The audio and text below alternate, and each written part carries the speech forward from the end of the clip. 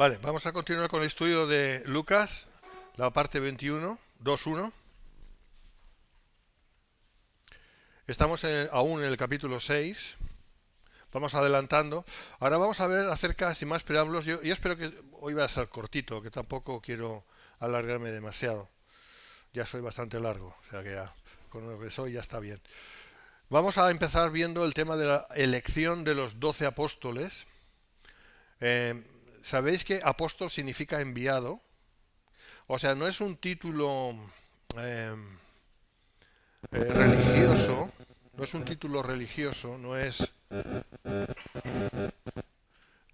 como, no sé, como diríamos en el ejército, pues están los coroneles, los generales, etcétera, ¿no? No, esto no tiene nada que ver con jerarquía. Esto es muy importante tener en cuenta porque el problema es que hemos malinterpretado esto porque esto viene del catolicismo, ¿eh? Pero nosotros no somos romanos, no somos, para nada. Entonces, eh, ser apóstol no es tener una categoría por encima de los demás, ¿no? Algo así como el hermanito, ¿no? El hermano, luego está el pastor, ¿no? Por decir, que eso de pastor habría que verlo también, porque es un pastor, o sea, anciano de la iglesia, ¿vale? Y luego tenemos el apóstol, ¿no? Y tenemos luego, no sé qué vamos a tener. No funciona así, no funciona así. Todos lo sabemos, pero es bueno recordarlo. No funciona así, no es una cuestión de jerarquía, es una cuestión de oficio, es una cuestión de servicio. Porque estamos en el cuerpo de Cristo para servir.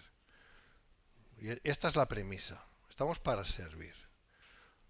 Entonces, un apóstol no es una persona con mando. Un apóstol es, bueno, de hecho los apóstoles ya no existen. Los apóstoles de Cristo ya sabéis que dejaron de existir cuando murió el último. Apóstoles de la iglesia son los misioneros. Porque un apóstol es un enviado. Es alguien que es enviado normalmente o bien por una asociación misionera o por una iglesia o por lo que sea y es enviado a levantar obra, donde sea. Ese es su servicio, ¿no? Normalmente va acompañado de gente que tiene don para el evangelismo, que le ayudan en la obra de establecer una obra, si se convierte gente allí donde sea, ¿vale? O sea, teniendo las cosas un poquito claras, no voy a extenderme demasiado en esto porque no es de lo que trata, ¿no? Pero es importante recordarlo. Pero aquí lo que vemos es que el Señor, orando al Padre, toda una noche y seguramente más tiempo también, para estar seguro o para saber exactamente cuál es la dirección del Padre, eh, levantó a 12 de sus discípulos, los que él quiso, los que Dios quiso, no lo que ellos quisieron. O sea, no fue Pedro y dijo, yo quiero ser un discípulo especial tuyo. No, eso no funciona así. Siempre es mediante la soberanía de Dios. Es Dios quien escoge siempre. La salvación igual. La salvación la escoge Dios para quien quiere. No es uno que un buen día tiene una buena idea y quiere ser salvo. No funciona así porque además no funciona así. Y aquí es lo mismo. O sea, el Señor levantó a quien quiso para una obra determinada que era la que conocemos perfectamente, no hace falta que digamos más, ¿no? Bueno, vamos a leer entonces. Dice, en aquellos días él fue al monte a orar y pasó la noche orando a Dios y cuando era de día llamó a sus discípulos y escogió a 12 de ellos, a los cuales también llamó apóstoles. ¿Por qué les llamó apóstoles? Porque apóstoles es la palabra que viene del griego apóstolos, que significa enviado o mensajero. Ahora, ¿de parte de quién? De parte de Cristo mismo. Esto tiene una importancia muchísima, muchísima, porque eran los que el Señor levantó para que fueran en su nombre, directamente en su nombre. Ellos cuando acabaron su ministerio, porque acabaron su vida aquí en la tierra, al mismo tiempo ese ministerio se terminó, porque ya no tenía sentido continuar. Eso de la sucesión apostólica no existe, no es verdad. Eso es la doctrina romana. La sucesión apostólica es una de las columnas de la Iglesia Católica Romana. Y esto, lamentablemente, este pensamiento se ha metido también en la iglesia evangélica. Eso es mentira, es falso. No hay sucesión apostólica, no hay hombres que suceden a los apóstoles. Cuando ellos terminaron su cometido, ahí se terminó. ¿Por qué? ¿Por qué? Muy sencillo, porque a partir de ese momento ya tuvimos el canon cerrado. Es la palabra de Dios la que tiene la autoridad.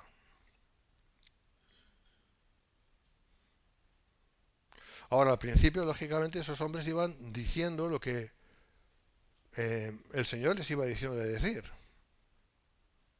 Y ahí tenemos las diferentes epístolas. Hay mucho más que se dijo, pero no ha sido recogido. Porque tampoco era necesario, porque con lo que tenemos es suficiente y es lo que Dios ha querido que tuviéramos. Pero, por ejemplo, nos podemos acordar en 2 de Tesalonicenses cuando Pablo les dice a los tesalonicenses: ¿no os acordáis que yo os lo había dicho? No voy a entrar en qué era, pero ¿no os acordáis? Pues nosotros no nos acordamos porque no estuvimos ahí para escucharlo. Eso no quedó registrado. La primera vez que Pablo dijo algo al respecto, ¿no? No quedó registrado por escrito. Quedó registrado lo que quedó registrado y es lo que tenemos. Está bien, no necesitamos más. ¿Me entiendes? O sea, los apóstoles dijeron muchas cosas. El ministerio profético neotestamentario, por supuesto. ¿Por qué? Porque el canon no estaba cerrado. Porque la gente no sabía ni leer ni escribir. Porque la gente, sobre todo de origen gentil, no tenía ni idea de las cosas de Dios. Y ahí iban los apóstoles con sus ayudantes. Ahí va Pablo, por ejemplo, profetas del Nuevo Testamento, neotestamentario. Había cantidad de gente que iba ahí y daban la palabra del Señor, la palabra rema. Siempre, cuando era del Señor, conforme a lo que ya tenemos. Pero no todo ha quedado registrado, porque es imposible. Acordaos que en aquellos tiempos no había grabadoras. Entonces no todo ha podido quedar registrado, pero por la soberanía de Dios ha quedado registrado lo que tenemos y se llama Biblia, le llamamos Biblia. ¿Ok? Vamos entendiendo y sobre todo refrescando conceptos, porque es muy importante, para que no olvidemos las cosas. Sigo leyendo. A Simón, espérate un momentito.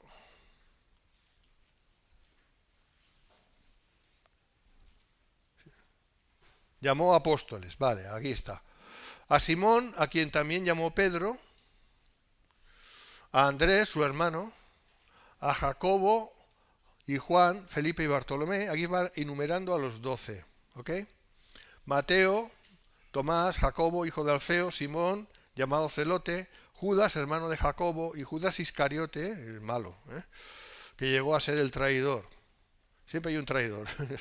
Es increíble. Bien, si os dais cuenta, la inmensa mayoría, si no todos los escogidos, no eran nada o no eran demasiado en sí mismos. Eran gente muy normalita, pescadores, gentes con un oficio muy normal. Ahí no había grandes nobles, ni había grandes militares, ni nada por el estilo. Es que Dios no necesita nada de nosotros. Dios no necesita nada de nosotros.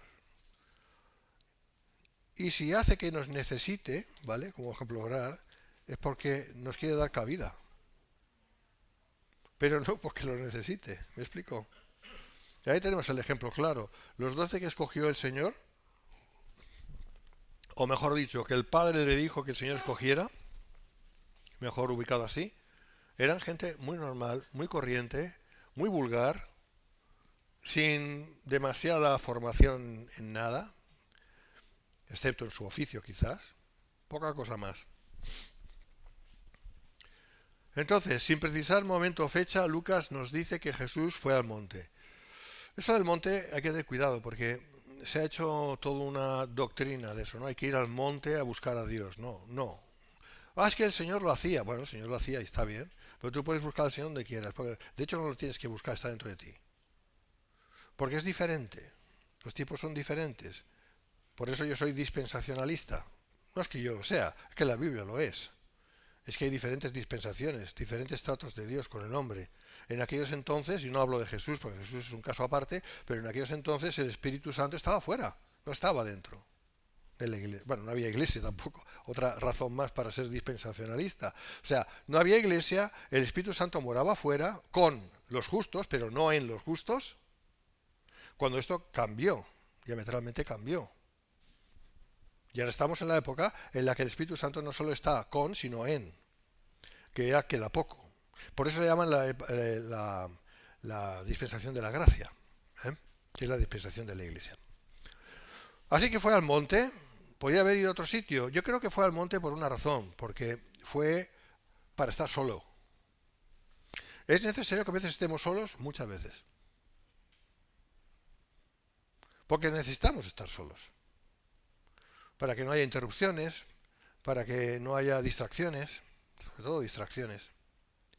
Entonces, buscar tener esa comunión con Dios en un lugar o en una circunstancia, más que un lugar, en una circunstancia en la que podamos estar a solas con Él, sin distracciones. Intimidad. Lucas muestra con frecuencia a Jesús en oración. De hecho, Lucas habla mucho de la oración en su Evangelio. Y de manera especial con anticipación a ciertos acontecimientos definidos en su ministerio. Podemos verlos ahí, las citas, las podéis buscar en casa. Es obvio que Jesús tenía una relación abierta con su Padre que nosotros no tenemos igual. Bueno, eso ya lo sabemos. Eso le llevó a la cruz, por cierto.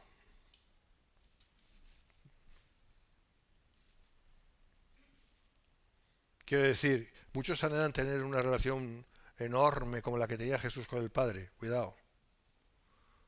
Porque si la tienes, a lo mejor Dios tiene un destino para ti que en la carne no va a ser agradable. ¿Me estás entendiendo? En la carne, en lo natural.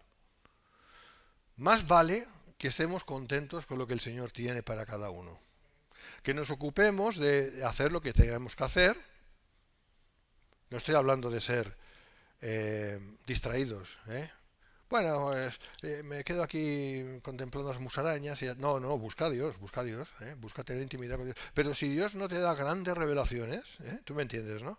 Yo voy en internet hoy en día, madre mía, todo el mundo tiene unas revelaciones, unos sueños y unas experiencias que dices, Dios mío, esta gente son como Jesús prácticamente, ¿no? Tienen relación, línea directa con Dios, ¿no? Bueno, ahí lo dejo, ¿vale? Si uno no tiene esa experiencia y tú estás yendo recto con el Señor, si tú estás yendo recto con el Señor y haces lo que tienes que hacer, pues estás bien. O sea, esto no se mide por la cantidad de aspecto sobrenatural en tu vida o sobre tu vida. Esto no funciona así. Esto funciona con lo que Dios quiera. ¿Me entiendes?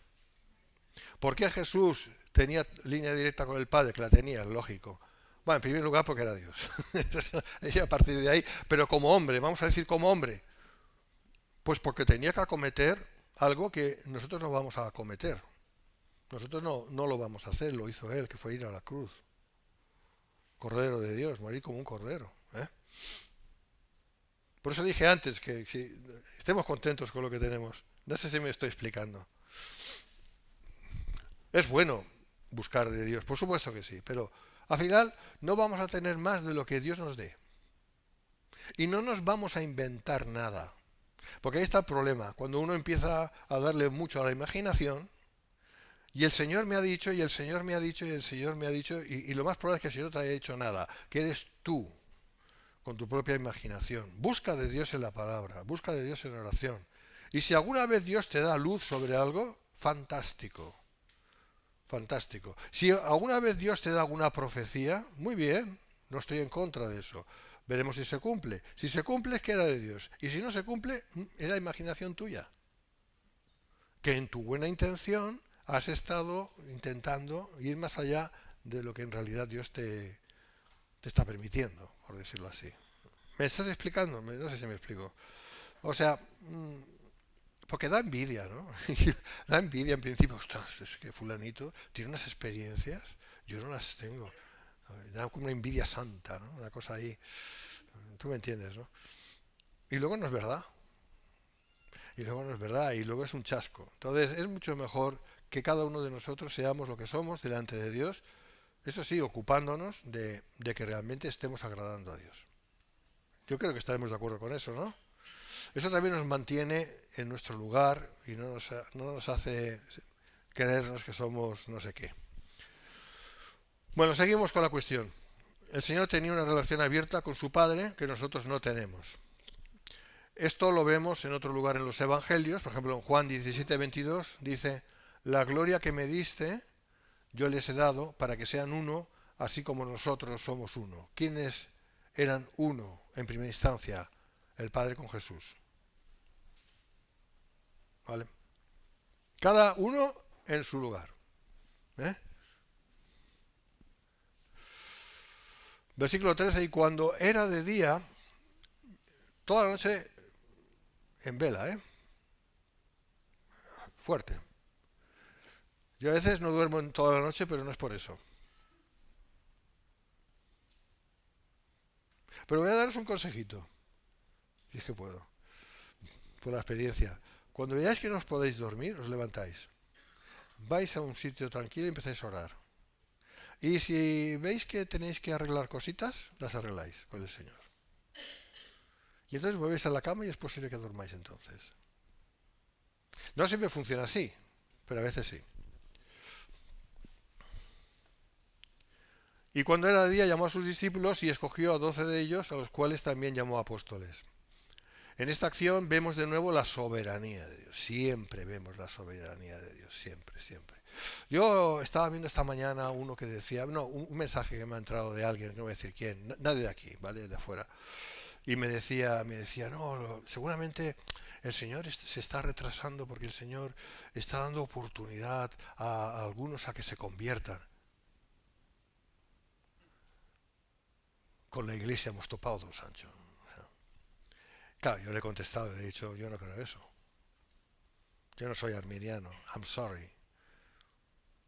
Yo creo que Dios convierte a quien quiere cuando quiere y no necesita ninguna ayuda, ni necesita que nadie diga, pues mira, ahora sí, Señor, ya me has convencido, ahora sí que voy a entregarme a ti. No, no funciona así. Es que no funciona así. Pero esa idea de que Dios está esperando que la gente se convierta es una idea tan metida en la iglesia y es falsa. Porque hacemos a un Dios pequeño, dependiente, siempre dependiente de la decisión de criaturas. ¿Pero dónde estamos? ¿Me estás entendiendo? Si tú eres de Cristo, yo lo digo así porque yo no sé quién es y quién no es, pero si tú eres de Cristo, pues si tú eres de Cristo es porque un día Dios decidió que tú fueras de Cristo en el momento que Él quiso. Bueno, ya lo había decidido desde antes de la fundación del mundo, claro. Porque por eso un día nos dirá el Señor cómo fuimos conocidos. Eso tiene dos sentidos. Uno, cómo Dios nos ha conocido a lo largo de la vida y cómo Dios nos conoció desde antes de la fundación del mundo y por esa razón nos escogió, que es un misterio. Pero seguro que hay una explicación. Porque Dios no hace las cosas al tuntún, ni es caprichoso. Entonces dejemos que Dios sea Dios. Amén. Soberanía de Dios. No fueron los discípulos que escogieron a Jesús, que ya lo dije, sino al revés, esto comisionado por el Padre. De ahí que estuvo toda la noche orando y recibiendo dirección de lo alto. Se lo tomó muy en serio. Quedarse toda una noche así orando no es fácil. No lo es. Cristo tuvo muchos discípulos. En cierto punto envió a 70 en parejas para proclamar el Evangelio. Pero en esta ocasión eligió a 12 y los comisionó de forma específica como apóstoles, es decir, los enviados. Cuando leas la palabra apóstol, enseguida tienes que entender que son enviados. Enviados. No es que tienen 40 coronas más por encima, no tiene nada que ver con eso. Es que su oficio era ir de parte del Señor a ejecutar la misión del Señor. ¿Vale? Comisionó de forma específica como apóstoles, es decir, los enviados, con autoridad especial para transmitir su mensaje a nombre de Él o en nombre de Él. Claro, eso sí, un privilegio. Pero también os digo, ¿cómo acabaron los apóstoles de Cristo? ¿Cómo acabaron? físicamente, quiero decir. El único que murió de muerte natural y muy enfermo, Juan. Los otros todos por martirio. Así que no sé, a veces tenemos que tener cuidado como oramos, ¿no? Señor, quiero tener una gran intimidad contigo y quiero experimentar, Señor, cosas sobrenaturales y quiero... es mucho mejor decir, Señor, hágase tu voluntad. Es mucho mejor. No sea que nos pase como al rey Ezequías, que me estoy acordando ahora, ¿no? Que pidió vivir 10 años más y fue un fracaso horrible.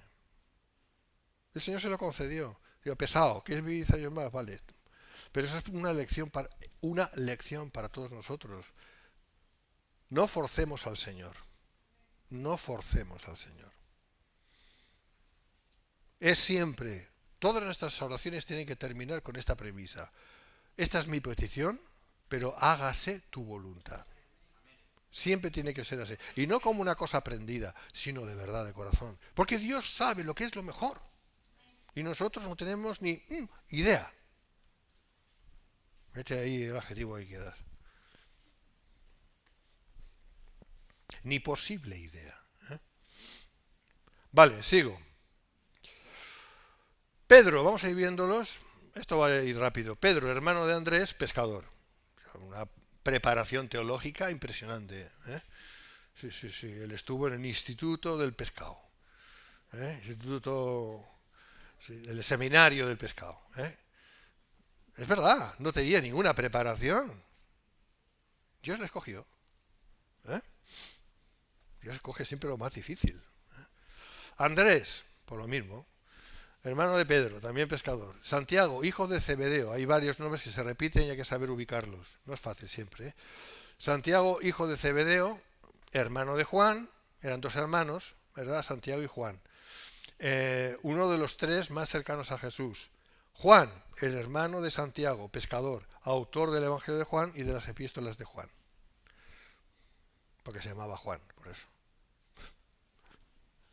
Felipe, discípulo mencionado en los Evangelios. Curioso, ¿no? Porque Felipe es un nombre griego. Sí, Felipe aquí también lo sabe esto. Es un nombre griego que significa amador de los caballos. Y dices... porque algunos dicen, no, es que Dios escoge, sabe lo que... Pone nombres a las personas para luego escogerlas, pero ya les pone el nombre para que... No. Madre mía. Entonces, Felipe, que se llama amador de los caballos, o sea, eso es... Por eso le escogió... No funciona así, ¿vale? No funciona así. Se llama Felipe como si hubiera llamado... No importa. Dios escogió a la persona. Y Felipe, por cierto, es un nombre bonito. No estoy diciendo nada, nadie se ofenda. Pero quiere decir que no es un nombre súper hebreo. ¿No me entiendes, no? Que súper, vamos, que... Es que, claro, es que significa Yoshua. ¿Sabes? ¿Me entiendes, no? Y ahí podía decir, no voy a callar. Vale, sigo. Vale, discípulo mencionado en los evangelios. No sabemos mucho de Felipe, pero ahí está. Bartolomé o Natanael, ¿vale? No sé qué es más hebreo de los dos nombres, yo creo que los dos. Porque Bartolomé significa hijo de Ptolomé, de Ptolomeo.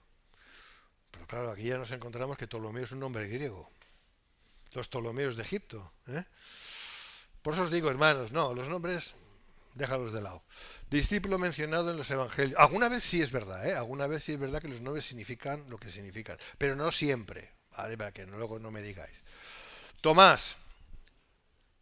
Una vez y no más, Santo Tomás, ¿no? Que se dice. Tomás, discípulo como el gemelo. ¿Por qué? Porque se llamaban el Dídimo, o sea, tenía un hermano gemelo. ¿Lo sabíais? Tenía un hermano gemelo, por eso Dídimo. Dídimo significa gemelo en griego. Famoso por su duda, por cierto. ¿Cómo acabó Tomás según la tradición? Según la tradición fue a la India y no lo pasó bien ahí. No acabó bien en lo físico. Mateo, publicano, recaudador de impuestos, llamado Leví originalmente, ¿vale? Autor del Evangelio de Leví o de Mateo. Santiago, hijo de Alfeo, discípulo mencionado en los evangelios. Simón el Celote, discípulo que pertenecía a un grupo patriota judío. Mira, tenemos un patriota ahí. Y el Señor le llama a su lado. Y el Señor nunca habló mal de los romanos, ¿verdad que no? Yo no recuerdo que hubiera ahí algo que el Señor dijera, oh, esos romanos, ¿eh? Están locos los romanos como Obélix, ¿no? No decía nada, no decía nada. Más bien se metía con los fariseos, ¿eh? Eso sí, pero no por razones políticas, sino por cuestiones religiosas, espirituales, ¿no? Y sin embargo, él acogió con él a un celote que tenía celo. Es lo que significa celote. Tenía celo de ser hebreo y de defender su patria. Por lo tanto, aquí tenemos una lección. Eso está bien. Eso está bien. No llevarlo a un extremo, pero porque antes somos ciudadanos de la Nueva Jerusalén, antes que nada, pero es bueno ser celoso de lo que donde Dios te ha puesto. Y ser patriota, eso es bueno.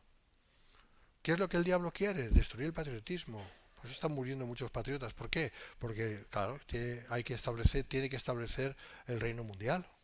Y ahí no hay patria. ¿Me entiendes? Eso es un hecho también, ¿eh? Así que es bueno ser sanamente patriota. Pues mira, ahí tienes a Simón el Celote, que no sabemos mucho más de él, pero fue escogido por Dios para ser un discípulo de Cristo. Todo hay que decirlo, ¿eh? Todo hay que decirlo.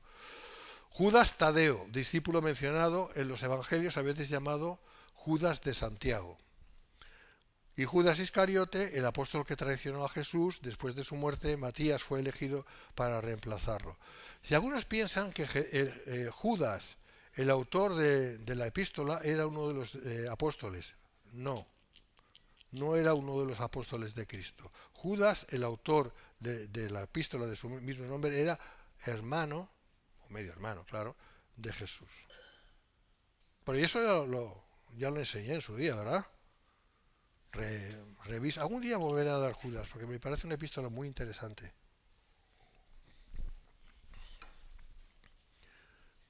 Bien, Jesús atiende a una multitud y descendió con ellos y se detuvo en un lugar llano. Esta vez ya no era un monte. ¿Por qué se detuvo en un lugar llano? Porque ahí iban a venir la gente. Espacio. O sea que lo que tenemos aquí es una lección muy, muy sencilla. ¿Por qué montes y por qué llanuras? Pues porque los montes, la gente tiene difícil acceso a los montes. Y por eso si te vas arriba de un monte estarás más bien solo. Ya está. No es que estás más cerca del cielo, como algunos dicen por ahí y han dicho tonterías. Y llanura, porque ahí la gente viene y es más fácil. Y toda la gente mayor, pues los niños, que se puedan reunir, ¿vale? Bueno, voy allá. Y descendió con ellos y se detuvo en un lugar llano en compañía de sus discípulos y de una gran multitud de gente de toda Judea, de Jerusalén y de la costa de Tiro y de Sidón. Y cantidad de gente. Y no había micrófonos, ¿eh? Que había venido para oírle y para ser sanados de sus enfermedades. Bueno, luego veremos el orden de esto, ¿no? Y es interesante, porque estos son los motivos por los cuales fueron. Para oírle, sí. Pero para sanar las enfermedades. Eso se entiende. La pregunta es si el Señor no hubiera sanado enfermedades, ¿hubieran ido?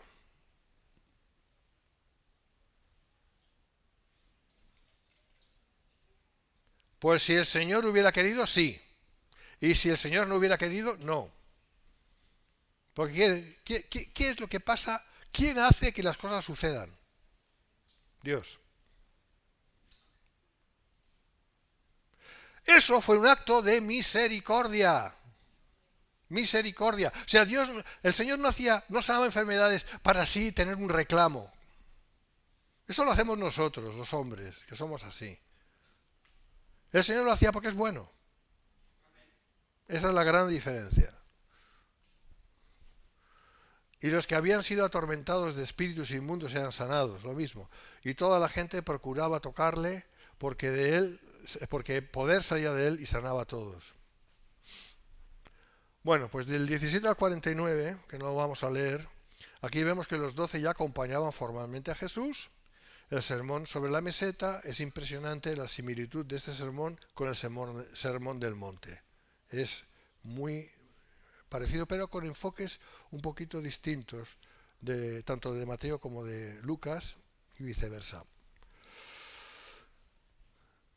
Por supuesto, es posible que Jesús haya predicado el mismo sermón en más de una ocasión, ya que es evidente que él utilizó varias veces el mismo material. No obstante, es más probable que se trate de dos descripciones diferentes del mismo suceso.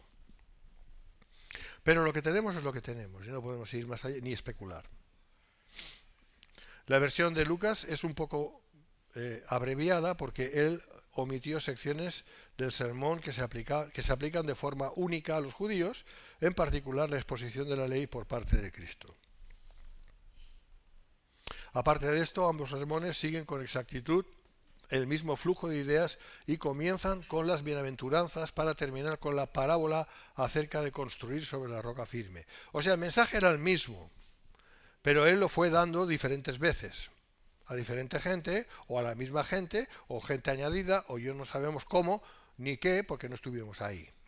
Pero el Señor era parte de su ministerio. Esto es como el predicador itinerante, por poner un ejemplo, que predica aquí, tiene un mensaje, lo predica en una iglesia. Va a otra iglesia y predica el mismo mensaje. Y va a otra iglesia y predica el mismo mensaje. ¿Por qué? Pues porque son diferente gente. Y puede predicar el mismo mensaje diferentes y no se repite. Pero siempre hay matices diferentes.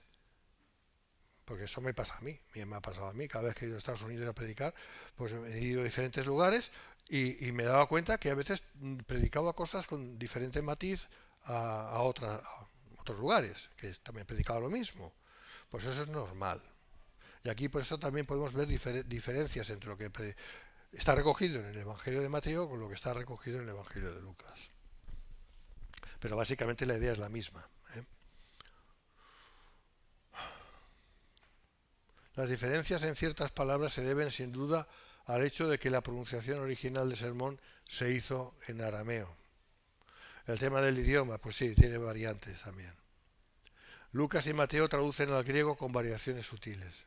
Claro, ellos hablaban en arameo, no en hebreo. En hebreo eran los fariseos en la cuestión religiosa, pero el día a día se hablaba en arameo, que era una lengua que venía de Babilonia, que ahí es donde aprendieron el arameo. También se hablaba el griego, también se hablaba el latín, pero menos. Pero entre ellos, los discípulos, nos los podemos imaginar hablando en arameo. ¿Vale? Luego eso se traduce al griego, porque claro, los evangelios fueron escritos en griego. Entonces siempre puede haber diferencias semánticas, diferencias de expresión diferentes, modismos diferentes, ¿vale? O maneras de entenderlo. Entonces ahí es donde tenemos que estudiarlo bien. Porque no siempre lo que leemos literalmente es lo que se pretendía decir, sino que era algo que para aquella gente no entendían bien porque era un modismo. Hay muchos modismos. Nosotros llamamos hebraísmos también a eso. Muchos modismos que se emplean en la palabra de Dios. Pero bueno. Todas las traducciones estas son inspiradas por igual y tienen la misma autoridad. Versículo 17. Y se detuvo en un lugar llano. En otro lugar, dice al monte. Ambas descripciones físicas del lugar armonizan con facilidad si se tiene en cuenta que Lucas se refiere a una meseta o una planicie en la región montañosa, que eso es lo que había. Había montes y había regiones que era mesetas. ¿Sabes lo que es una meseta? No es una montaña cortada así. Y entonces podemos hablar de una llanura, pero elevada. Existe un lugar que se ajusta a esta descripción cerca de Capernaum, ¿vale? Y según la tradición ahí mismo fue pronunciado este sermón, según la tradición, ¿vale? Mucha gente le acompañaba además de los discípulos, gente de Judea, de Jerusalén, de la costa de Tiro y Sidón, se entiende judíos. El Señor no predicaba a gentiles, el Señor no fue enviado a los gentiles, sino a las ovejas perdidas de Israel. Muy importante. Y cuando leemos los evangelios de cabo a rabo, esto es un modismo, ¿te das cuenta? Esto es un modismo. ¿Qué significa de cabo a rabo, de principio a final? Ahora tú imagínate que hay alguien que no sabe este modismo de cabo a rabo. Y se queda así. ¿Qué está diciendo este? De cabo a rabo. No entiendo nada. ¿Os dais cuenta? Todos los idiomas tienen modismos, todos. ¿Vale? Y hay que saber interpretarlos. ¿vale? Bueno, a lo que voy. Toda la intervención de Jesús en los evangelios es para los judíos. Y cuando nos vamos, por ejemplo, Mateo, hablando de escatología, cuando nos vamos a final de Mateo, Mateo 24 en concreto, ¿vale? Y también Mateo 25, que habla de las 10 vírgenes. Todo esto va dirigido a judíos. ¿Judíos de cuándo? Judíos del futuro. De cuando sea el tiempo, sobre todo, de la angustia para Jacob, que no está tan lejos, pero aún no se ha cumplido. Por eso el Señor tiene un especial cuidado en hablar, dirigirse a personas concretas, y en este caso a judíos, porque ese era su ministerio, que lo van a pasar muy mal.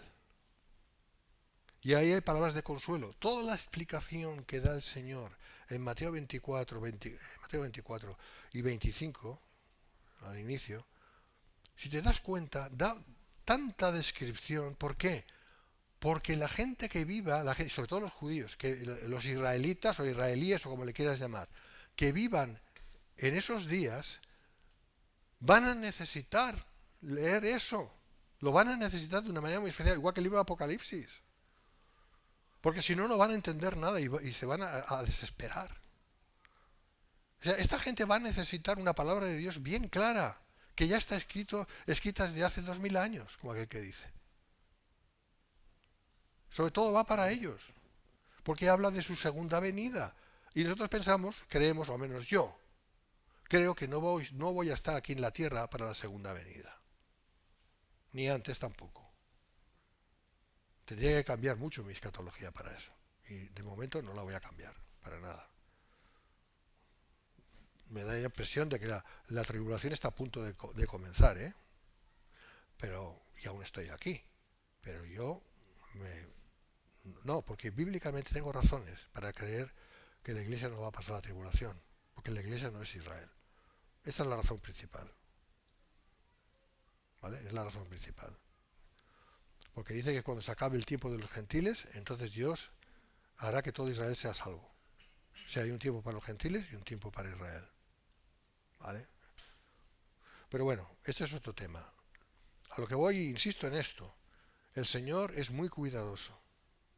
Y tiene un mensaje para todos, pero sobre todo tiene un mensaje muy especial para aquellos que tengan que pasar por una situación límite.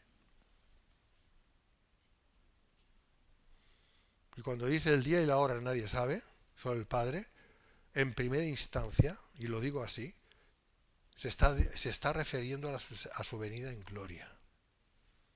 Porque ese es el contexto de las palabras suyas. Y eso sí se puede luego también referir al arrebatamiento, creo que también. Pero en primera instancia se está refiriendo a su venida en gloria. ¿Y por qué lo dice? Porque la gente estará sufriendo tanto en esos días, tanto, que van a necesitar palabras de ánimo. ¿Y qué palabras de ánimo y de consuelo hay más fuertes que cuando Dios te da detalle de lo que va a ocurrir? Y que puedes seguir ese detalle en vivo y en directo.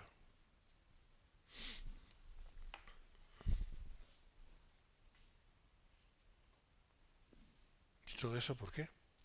Porque en Tiro y en Sidón eran ciudades gentiles, pero no había ahí ningún gentil.